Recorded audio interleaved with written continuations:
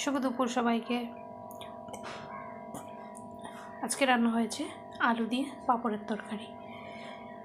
তো অনেক দিন হয়ে গেছে, ভাবছিলাম পাঁপড় দিয়ে তরকারি করব আর হয়ে উঠছিল না।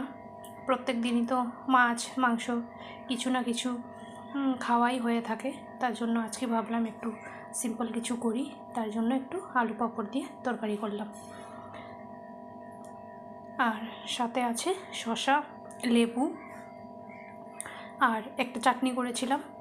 এক ধরনের পাতা আছে, ওই পাতার জড়িগুলো দিয়ে শুকনো লঙ্কা, কাঁচা লঙ্কা, ধনেপাতা, নুন দিয়ে চাটনিটা করেছিলাম।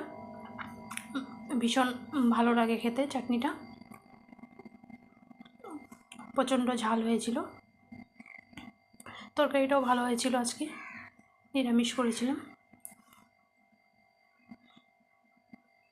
মধ্যে মধ্যে এই ধরনের তরকারি রান্না করলে ভালোই লাগে। চাটনি দিয়ে খেতে তো ভীষণ ভালো লাগছিল। আমি না ঝাল খেতে ভীষণ পছন্দ করি।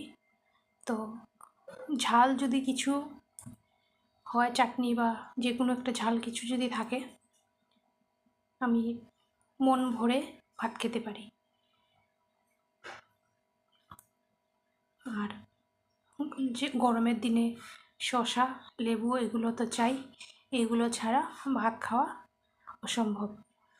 লেবু তো লাগবেই লাগবে।